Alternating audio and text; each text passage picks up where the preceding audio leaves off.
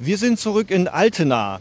Wir gucken uns heute an, wie wir einen Safety-Container aufstellen. Diese Safety-Container ersetzen eine Betriebsstelle und simulieren also dann für uns den Festnetzübergang. Wir hatten in einem vorherigen Video schon mal von hier berichtet und gesagt, wir werden uns jetzt erstmal darum kümmern, den Mobilfunk aufzubauen und einen mobilen Standort hier hinzustellen. Es ist aber jetzt so, dass wir uns umentschieden haben, weil der Mobilfunk hier läuft schon wieder. Man hat also hier Empfang, die Versorgung ist erstmal hergestellt und deshalb kümmern wir uns jetzt um das Festnetz.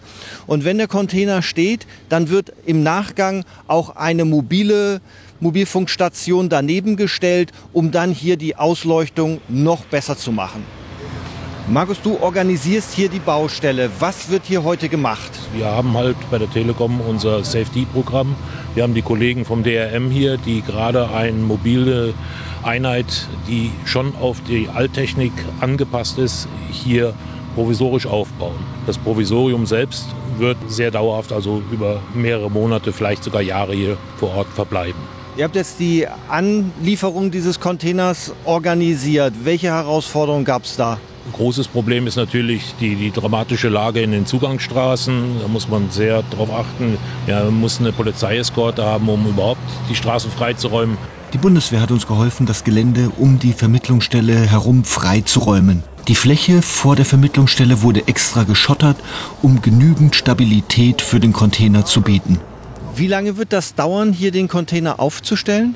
Jeder Standort hat seine Eigenarten. Hier mussten wir einen größeren Kran organisieren. Das ist ein bisschen zeitaufwendiger, aber im Großen und Ganzen kann man zwischen 3 und 4 Stunden von kann man ausgehen, dass der Container steht, betriebsbereit mit Stromanbindung. Dann fehlt halt noch unsere Verkabelung und die restlichen technischen Arbeiten.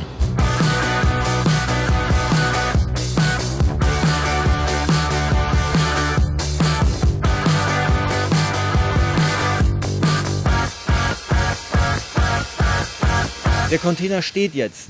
Wir haben in einem anderen Video schon mal darauf hingewiesen. Das heißt nicht, dass hier jetzt in den nächsten 2 Tagen die Festnetzanschlüsse wieder funktionieren, sondern von dem Container müssen die Leitungen bis zum Kunden hin vollständig hergestellt sein und repariert sein.